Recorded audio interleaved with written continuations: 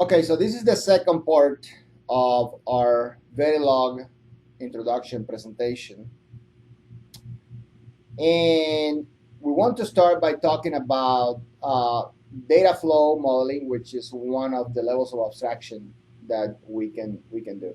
Okay, so and that is that's closer to that register transfer level or language, as it's usually called. Um, but some behavioral modeling can also be called RTL. Now, the whole register transfer language or register transfer level is predicated on the fact that you can visualize any digital system as a cloud of combinational logic that actually transforms the data, so from inputs to outputs, between two registers. And in one end is the launching register, and at the other end, at the outputs of this cloud of combinational logic, is the capturing register. So hence the data flow, okay, type of abstraction. Now, now is a good time to introduce the fact which I already mentioned, that you can have both concurrent and sequential statements in Verilog. Now, the constructs themselves are concurrent. So modules exist concurrently in a file, so it doesn't matter the placement. Other concurrent constructs like always blocks are concurrent with respect to other always blocks. But there is a subset of the syntax that is used to put inside these concurrent blocks to actually execute some type of concurrent of sequential behavior. Okay, so you need to know the difference to use the language effectively. So hopefully we can go through that. So when we say that all statements that are concurrent are executed at the same time, what that means that they, from a time perspective, they are happening together at the same time, like real hardware. They exist in time together. So an area that is concurrent is the file itself. So to have the non-concurrent statements, you actually have to have it inside some construct that is itself concurrent. But everything by default is concurrent. So if you can visualize that, you have some point in time and you have statements that are placed one after the other one in a file, but from a time perspective, they are happening at the same time up to another point in time. Let's give you an example of concurrent Verilog by way of coding a simple full adder. So you know what a full adder is. A full adder has two primary inputs, A and B. And these are 1-bit full adder. And a carry input, and then the outputs are a 1-bit sum and a 1-bit carry out. So the way that we could visualize that full adder, if we made a schematic, would be this. This is the schematic of a full adder.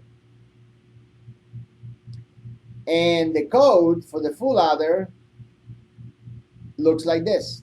We have the module, the name, and the ports.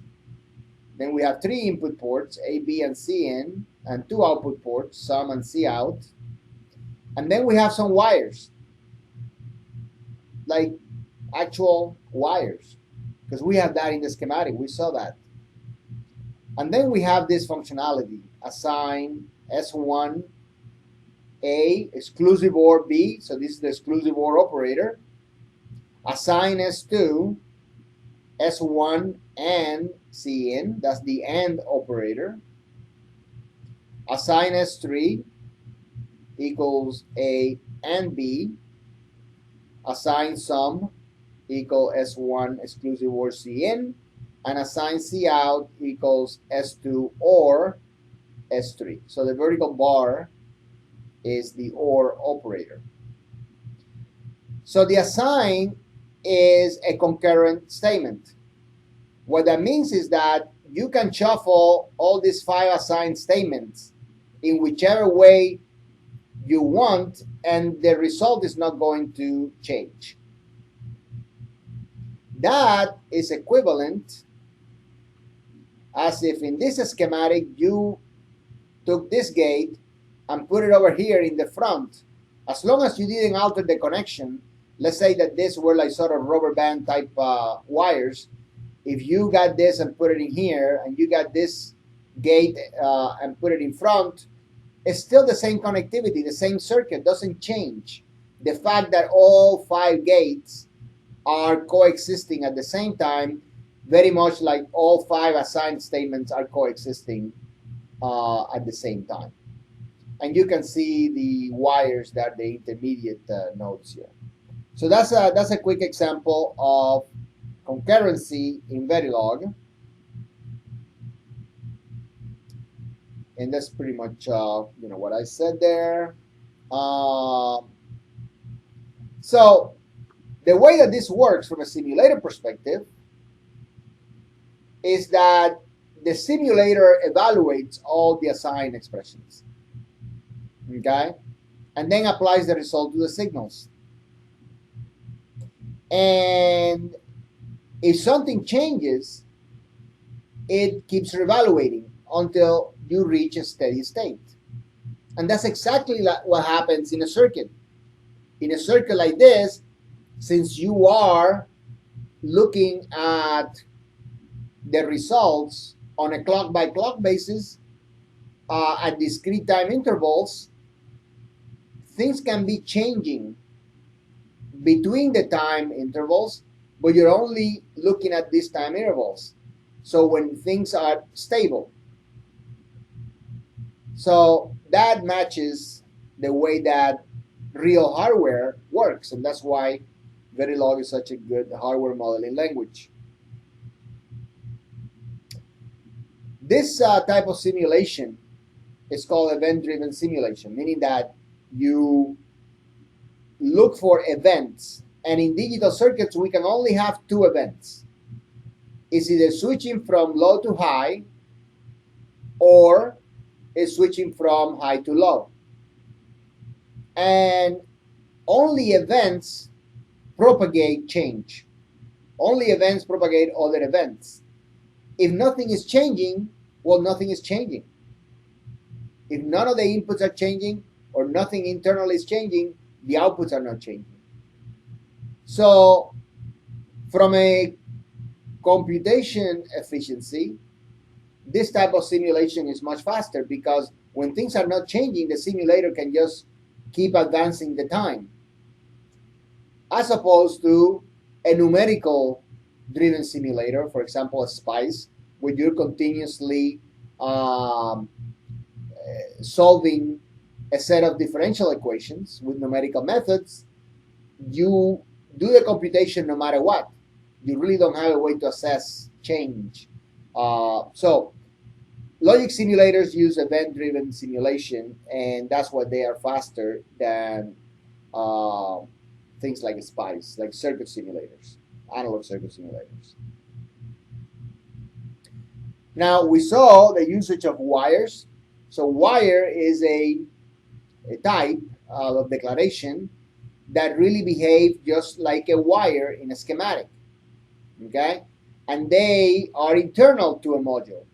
They live inside the module, okay? And they are driven by some type of driver, and they can connect that driver to some other sync entity, which could be another module. Now let's look at the sequential statements that are executed one after the other, in the order that they appear, in the order that you write them in the file. Okay?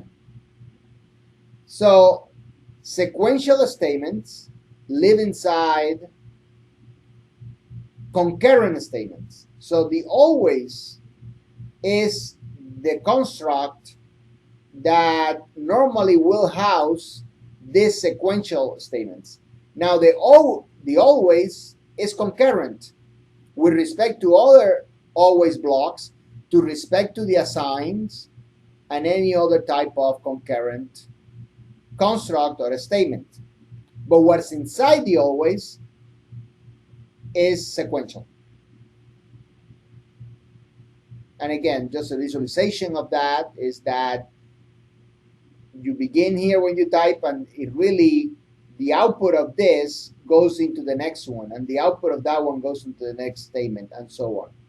And the order does matter. The order does matter.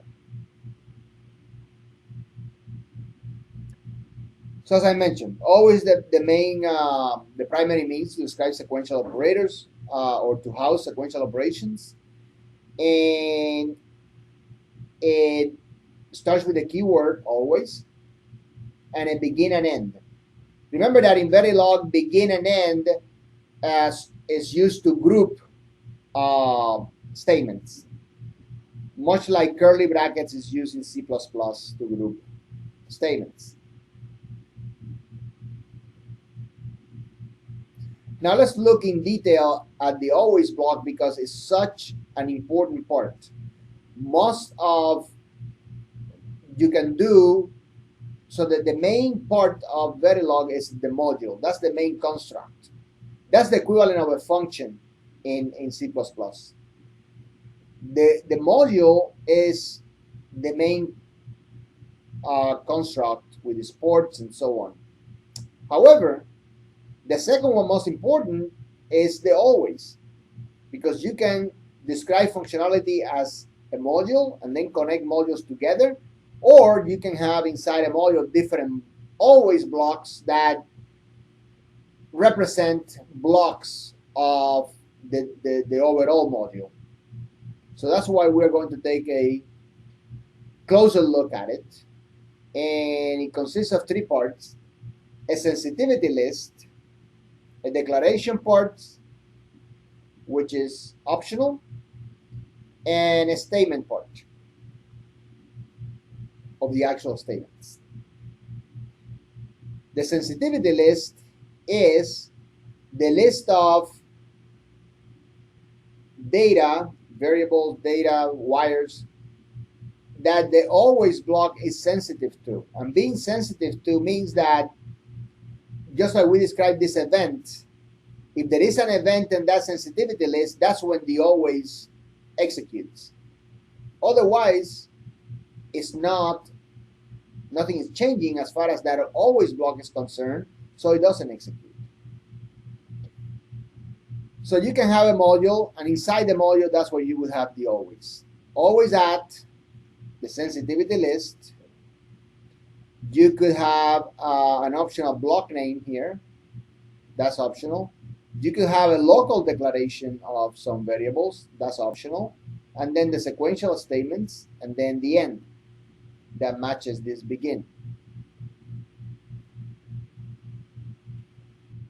So this is a slide of an example of an always statement and the usage of it on something very simple, which is a two-input NAND gate.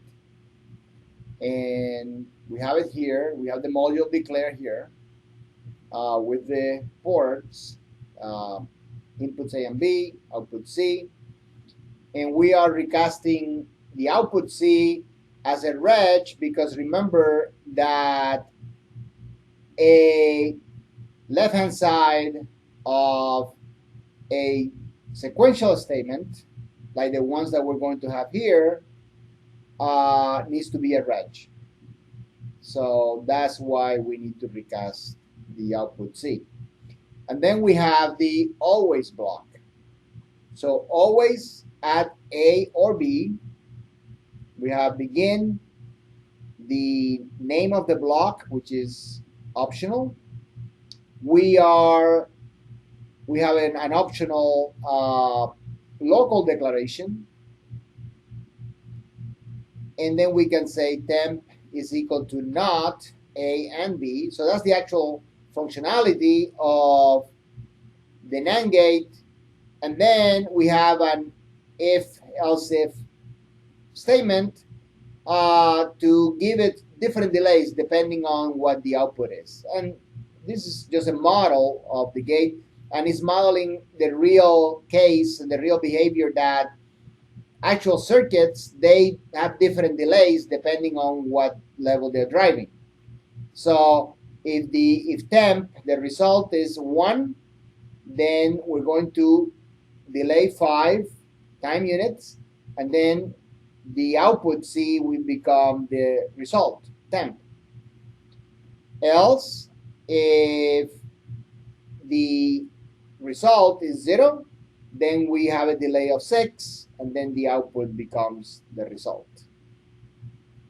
So I'll go through all the parts again in subsequent slides, but let me point out here, A or B, that's a sensitivity list. This is saying that unless A or B change, the simulator can ignore this always block. Okay? And then we have this local variable here, which is only active. It only exists inside the always block. That's its scope. So if you had something else down here that was trying to reference temp, it would be an error. That would be a syntax error, because the scope of temp is only this set of statements. And we'll see how other statements that are sequential, of a sequential nature later on today in this presentation.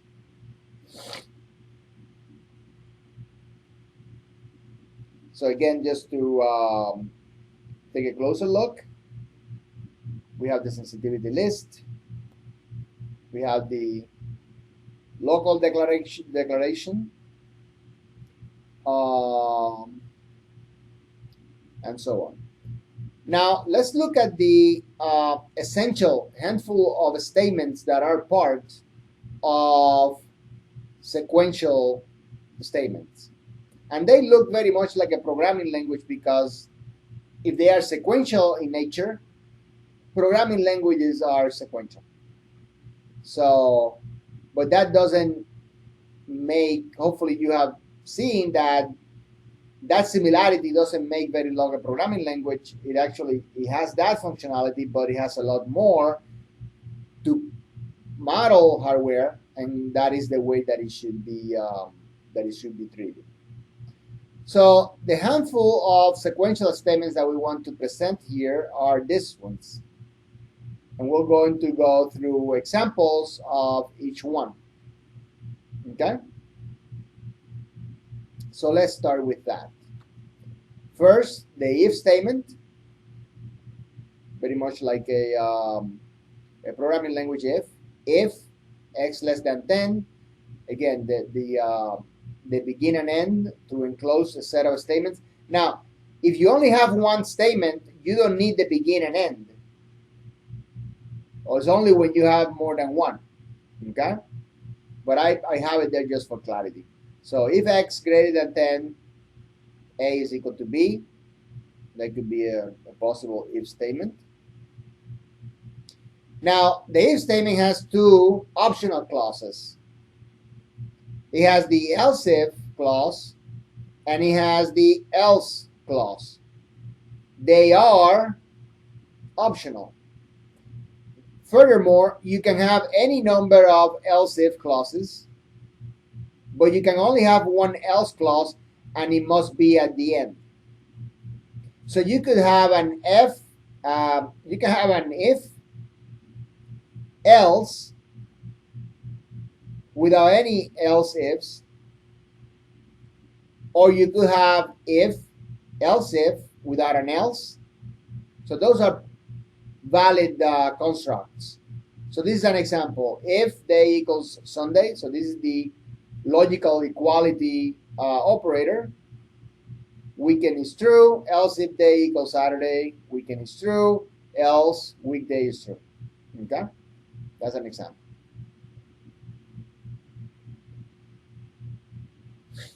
That's what I said. Now let's look at the case. So the case is much like the C++ switch. So the case statement is used whenever you want to choose from a different set of statements given the value of a single variable, for instance. So just like a switch in a programming language, it consists of, in this case, it consists of the case and end case keywords. So the best thing is to look at an example. And the other two things that we're going to see in that example is that if the variable matches one of the choices, then you will do that section of the statements. And you can also have an optional default clause, just like in the switch. So again, for this, the best thing is to just look at the simple example. And let's say that you can have you have a register, a 2-bit register declare here, and you're going to look at the value of that variable. So case bit underscore BEC. If the value is 0, then you have column, and then you have the actual number of statements here. If the value is 1, then you do this ones. In this case, I only have 1 for each case. 2 this one, and 3 this one. And then you close it with end case. So that's another sequential statement. Then we can have loops. So we're going to take a look at 3 types of loops: the repeat, the while, and the for loop. So let's look at those. Repeat condition. So a loop statement will loop as many times as the condition expression. So repeat, and it will repeat for this number of times whatever that expression evaluates to, okay? And it will do the set of statements between begin and end.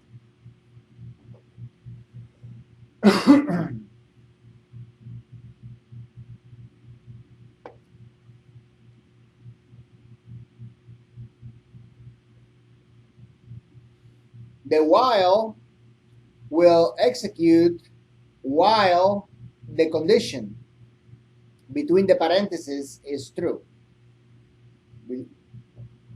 While that expression evaluates to true or non-zero. So while day equals weekday, and then you have the begin and end. So you have that as the statement. Now this syntax here, get next day of day, you won't be using this, but in Verilog you can have functions, just like you have in a programming language, and they are part of the sequential constructs. You can have functions, and you can have something else that you don't find in something like C++. You can have tasks. The difference between a function and a task is that a function, just like in C++, it takes a number of arguments and it returns a value. The task doesn't, it takes a number of arguments, but also it returns a number of values in the declaration list as well. Okay? It just doesn't return a single value like a function. You can return multiple values as the output. So in that sense, that's more complex than C++. But you will not be using functions or tasks in the assignments that you will be given in this course. Then you have the for loop.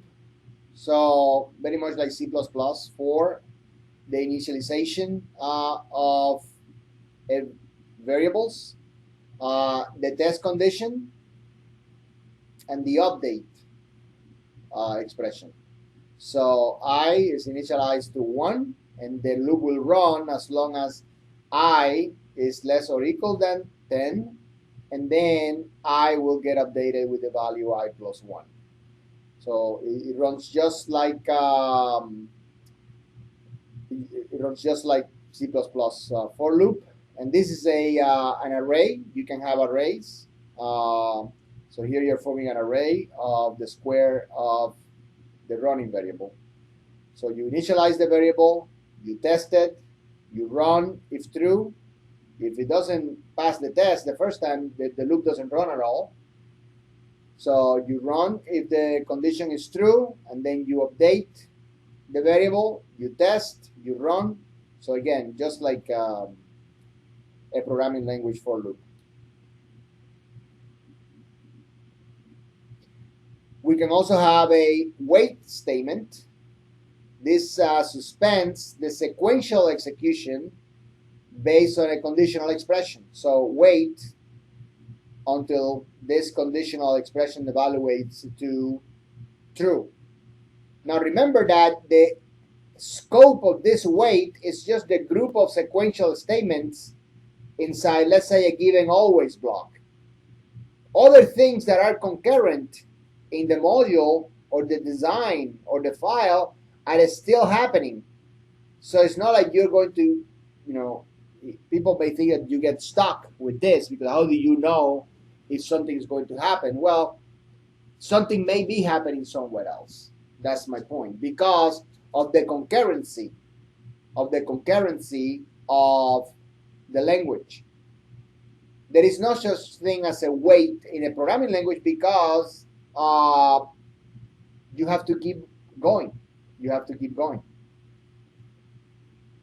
So this is only, the scope is only the set of concurrent statements of which wait is part of in an always block, for example.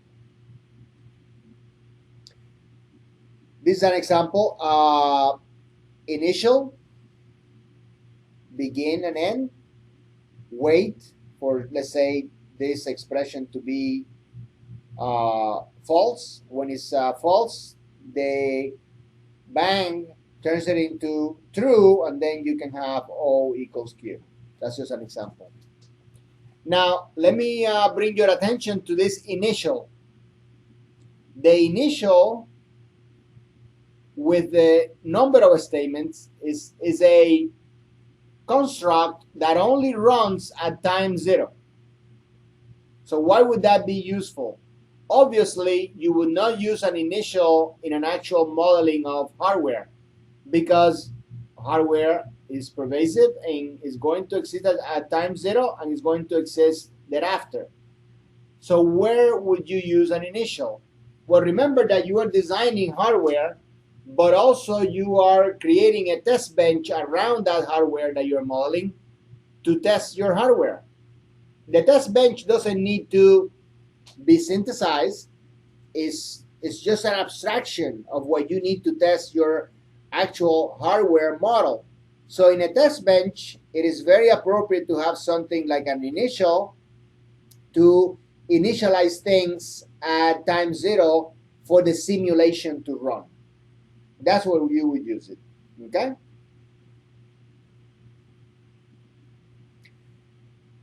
And then finally, we're going to take a look at the lowest level of abstraction, which is a structural Verilog, where you're going to actually be defining how you connect things and how you connect modules as you were connected in text, but it's really, you're connecting modules with wires, okay? Usually you don't want to express actual hardware at a structural level, but it's very useful to connect more complex blocks and just basically connect them together. So let's take a look at that as an example. So what we're going to do to wrap up this part 2 of the presentation, let's consider an example, which is an ALU, an arithmetic logic unit.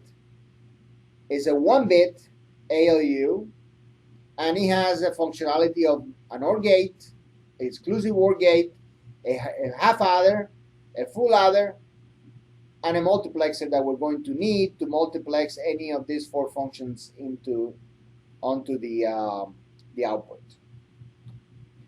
So hierarchically, you could think of your ALU as having the OR functionality, the exclusive OR, the half adder, the full adder, and the MUX.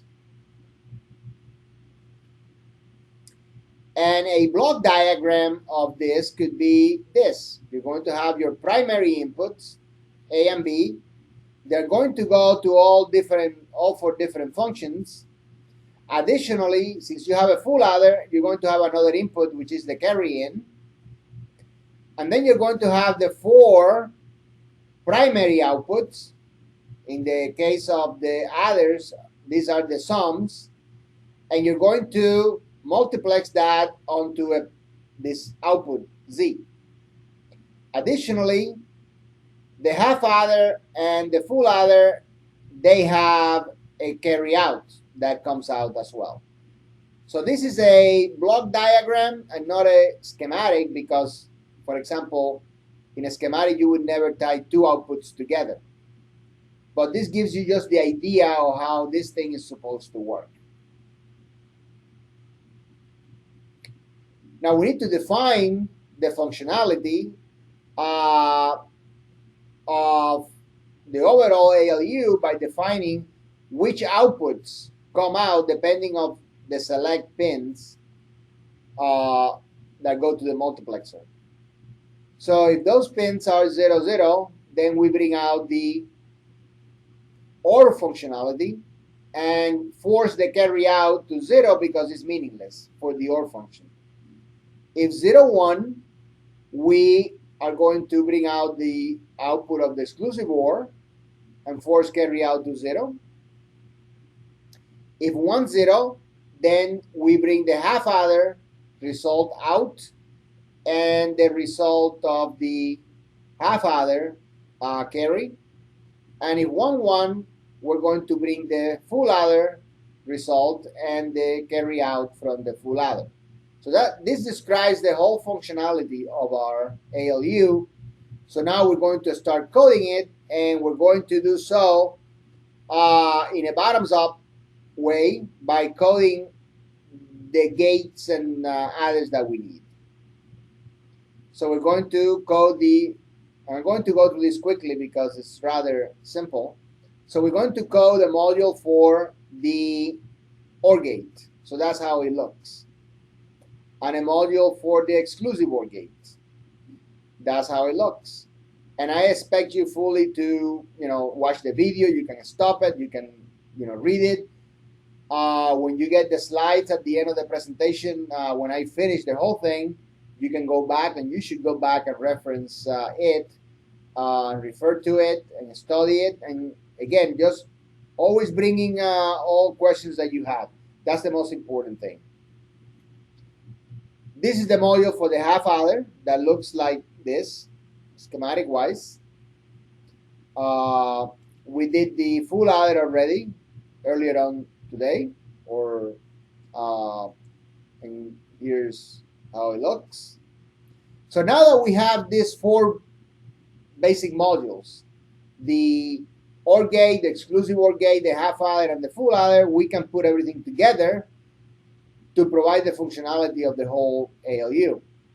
So we're going to start declaring our ALU. Okay?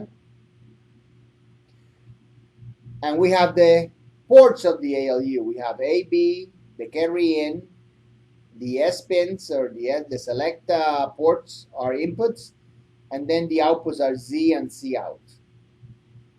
So they are declared as such. We are recasting the outputs again because we're going to use them in a inside an always block, which is using them in sequential statements. We're going to define some wires to put everything together. So this is the output of the OR gate, of the actual OR gate. The output of the exclusive OR. These are actually intermediate wires. If you go back to the diagram of the ALU that we had, this is the output of the half adder sum, the output of the half adder carry out, the output of the full adder sum, and the output of the full adder carry out. And now what we are going to do is we're building the ALU, but we're going to be using the modules that we already built. And we are going to instantiate this module. So that word is very important. That word is very important because think of instantiating something as putting it down on a board or on your breadboard. Let's say that the module that you are building, the ALU, is going to live in a breadboard, but you need an OR gate, so you go and grab a chip that is that OR gate, and you put it in that breadboard. That is the act of instantiating something. So here we are instantiating the OR gate. So we need the name of that gate. But we also need an instance name. The instance name needs to be unique. The instance name needs to be unique. Okay? Just like when you're building a schematic and you have two 1K ohm resistors. They're both 1K ohm, and that's the name, let's say the value of that part. But one is R1 and the other one is R2. You cannot have two R1s. That's the instance name. So you can have as many TORs as you want, but you can only have one A1. The other one would have to be called, let's say, A2. So this is the name of the part. This is the instance name of the part in the module, and this is the connectivity. Here we're actually connecting the ports of the OR gate to these wires or the inputs or the ports here. So here we are connecting port A. So this is what is called the dot notation. We're connecting dot A, mean that this is the receiving port at the gate that you're using or at the module that you're using. And what is in parentheses here is where you are connecting to it. In this case A refers to the A here, the input port of this module. And remember that ports by default are wires. So I'm connecting this A directly to the A of the exclusive OR. Then I'm connecting B directly to the B of the OR gate rather. And then the output of the OR gate is being connected to this wire here, OR. And it's okay that they have the same name because this OR refers to the port at the gate. This OR refers to a wire that is local to the module ALU. So by using this dot notation, it relieves you from having to remember the order of the declaration of the ports. In other words, you can put these three connections in any order you want, and it doesn't matter because it knows to connect B to B, A to A, and OR to OR. If you didn't want to use the dot local port name here, you could do that and just have A, comma, B, comma, OR, but then you will have to remember the order.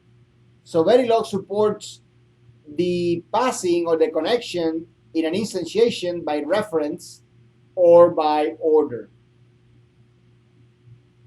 So that's the instantiation of the OR gate.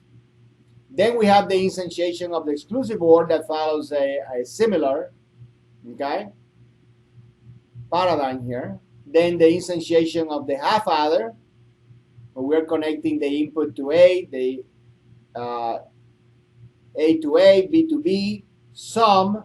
So the output sum is connected to this wire, which is HA underscore sum, this wire here.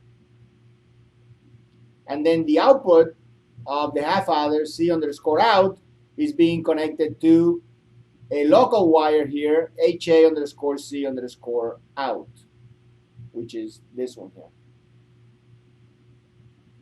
Similarly, the full adder is being instantiated, connecting the primary, the inputs A and B to these inputs A and B. C in is being connected to the input C in here, that one there. Sum is being connected to a wire, FA underscore sum, that one. And C out of the full adder is being connected to FA underscore C underscore out. That's a wire over here. So now we have the part. Now we have the part of the ALU where we have instantiated the 4 gates or the 4 modules that we had designed already, and we're using them in this module. And now we have an always block to implement the MUX part. And the inputs or a way to make this part sensitive to everything that can come into the ALU module is to make it sensitive to the 5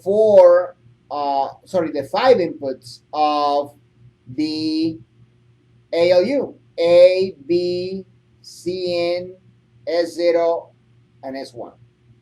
So if any of this changes, this is going to take effect. It's going to happen. If none of this changes, then there is no point because nothing is changing. So we have an if structure here. So if S1 is 0, and notice that the logical AND is double ampersand. Then we have an S0 is 0, then the output is the result of the OR gate output. This is the local wire that we connected already to the output of the OR gate, and this is the forcing of the C out of the ALU to 0. That's what we said we would do. That if the output was the output of the OR gate, we would force the C out to 0. Same if S1 is 0 and S0 is 1, then we bring the output of the exclusive OR and force the carry out output of the ALU to 0. If S1 is 1 and S0 is 0, we said that we would bring the output of the half adder sum out, the main output Z, and C out of the ALU would be the half adder C out. And finally, if S1 is 1 and S0 is 1, then the output of the ALU is the sum of the full adder, and the C out of the ALU is the carry out of the full adder. And we close the always, we close the module, and that's the ALU. Okay? So with just these few examples, you have enough to do some rudimentary Verilog, which is what we're going to be doing in this course.